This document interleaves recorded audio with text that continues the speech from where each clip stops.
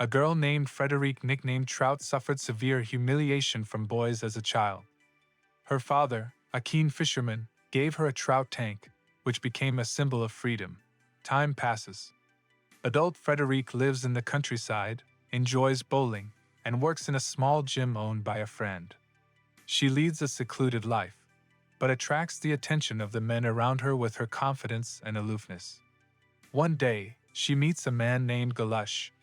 He is wealthy, well-groomed, and polite, but he has no interest in women. He hides his sexual orientation.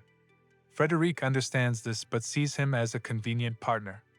She agrees to marry him, recognizing that this union is not based on feelings but will allow her to maintain her freedom and status. The wedding goes off peacefully. Afterwards, Frederique and Galush live comfortably, but each continues to lead separate lives. He spends time with friends, she with men she meets at parties. At one of these events, Frederick meets the wealthy entrepreneur Saint Genis and his business partners, the Ramberts. Rambert's husband, Louis, is in business and frequently travels to Japan.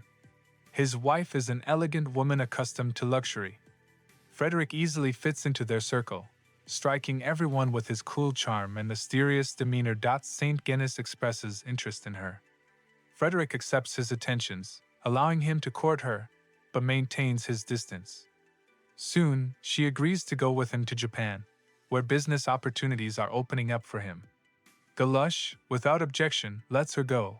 There is no jealousy or attachment between them. In Japan, Frederick finds himself in a completely different atmosphere, strict, reserved, and businesslike. Saint Genis tries to demonstrate his wealth and influence. They stay in a luxury hotel and attend business receptions, parties, and sports clubs. At one of these events, Frederick runs into the Ramberts, who have also arrived in Japan. A strange game of attention and observation develops between her and the couple. Rambert's husband tries to approach her, but she easily slips away, giving him no reason. His wife watches warily, sensing a threat but unable to discern what it is. Frederick begins assisting Saint Genis at meetings where contracts and investments are discussed.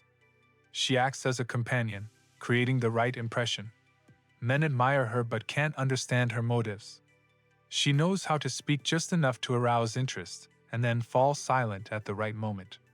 Gradually, she becomes more than just an ornament for Saint Genis, but a part of his entourage. One day, Frederick accepts an invitation to a private party organized by Saint Genis's acquaintances. Wealthy Europeans and Japanese businessmen gather there.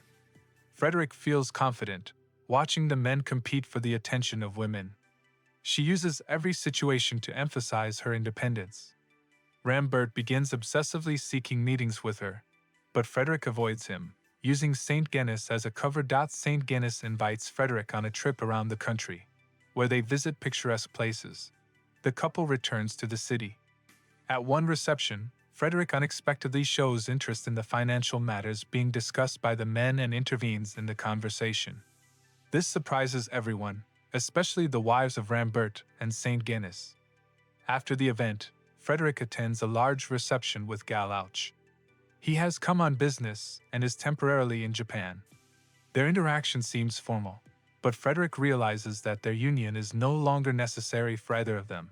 Later, she meets Rambert again. He proposes to travel to Europe together, promising a life of luxury, but Frederick declines. She no longer needs a patron. She feels she has achieved what she wanted. Men now depend on her, and not the other way around. Frederick returns to France. She finds herself back in her familiar world of clubs, bowling tournaments, and casual acquaintances. Soon, she learns of Saint Genis's business failures and Rambert's ruin. Frederick lives alone. Her past with Galouch is finally sealed. He remains abroad,